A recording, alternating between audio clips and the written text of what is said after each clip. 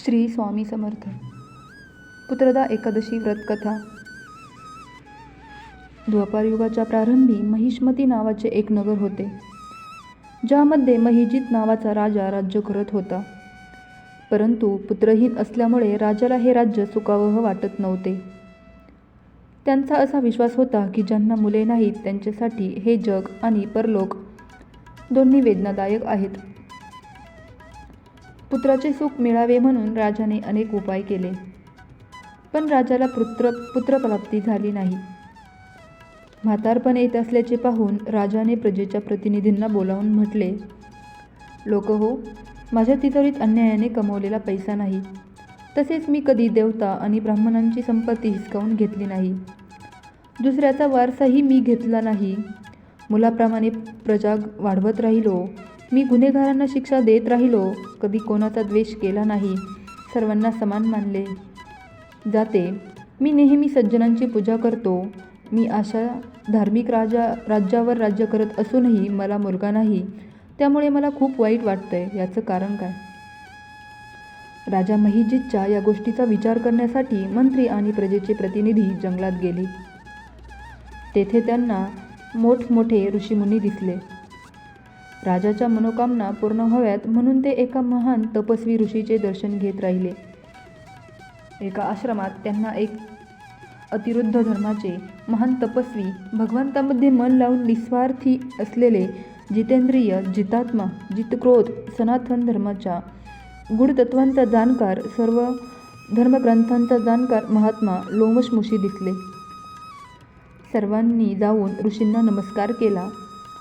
त्या लोकांना पाहून ऋषींनी विचारले की तुम्ही लोक कशासाठी आला आहात? अर्थात मी तुझे भले करीन. माझा जन्म फक्त इतरांच्या भल्यासाठी झाला आहे, यात शंका घेऊ नका. लोमश ऋषींचे असे शब्द ऐकून सर्वजण म्हणाले, हे महर्षी, आमचे शब्द जाणण्यात आपण ब्रह्मदेवापेक्षा अधिक सक्षम आहे. त्यामुळे आमच्या शंका दूर करा. महिष्मतीपुरीचा धर्मी राजा महिजिताच्या प्रजेचे पुत्राप्रमाणे पालन करतो, तरीही ते निपुत्रिक असल्यामुळे दुःखी आहे. ते पुढे म्हणाले की आम्ही त्यांची प्रजा आहोत, त्यामुळे त्यांच्या दुःखाने आपणही दुःखी आहोत. महापुरुषांच्या नुसत्या दर्शनाने अनेक संकटे दूर होत असल्याने हे संकट नक्कीच दूर होईल असा आम्हाला पूर्ण विश्वास आहे. आता मला राजाचा पुत्र होण्याचा मार्ग सांगा. हे संभाषण ऐकून ऋषींनी थोडा वेळ डोळे मिटून घेतले आणि राजाच्या मागील जन्माची कथा जाणून घेऊन सांगू लागले की हा राजा मागील जन्मी गरीब वैश्य होता. गरीब असल्याने त्याने अनेक वाईट कृत्ये केली. हा व्यवसाय करण्यासाठी गावोगावी जात असे. एकदा ज्येष्ठ महिन्यातील शुक्ल पक्षातील द्वादशीच्या दिवशी मध्यान्हाच्या वेळी 2 दिवस भुकी व तहानलेला असताना ते पाणी पिण्यासाठी एका जलाशयावर गेले. त्याच ठिकाणी लगेच लग्न झालेली एक तहानलेली गाय पाणी पित होती. राजाने त्या तहानलेल्या गायीचे पाणी काढले आणि स्वतः पाणी पिऊ लागला. त्यामुळे राजाला हे दुःख सहन करावे लागले.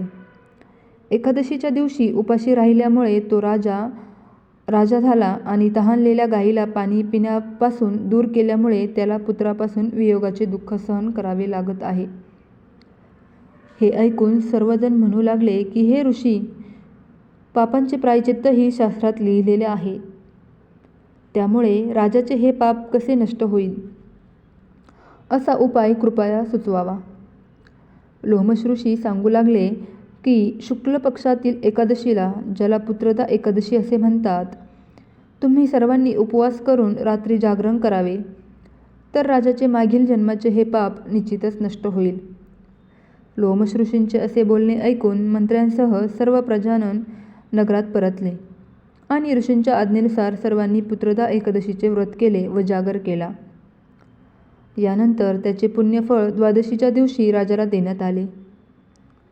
त्या सद्गुणाच्या प्रभावामुळे राणीला गर्भधारणा झाली आणि तिच्या प्रसूती कालावधीच्या शेवटी तिला एक तेजस्वी पुत्र झाला.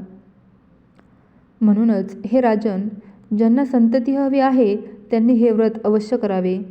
त्याचे महात्म्य ऐकून मनुष्य सर्व पापांपासून मुक्त होतो आणि इहलोकात संतती भोगून परलोकात स्वर्ग प्राप्त करतो. मित्रांनो, कथा आवडली असेल तर लाईक करा.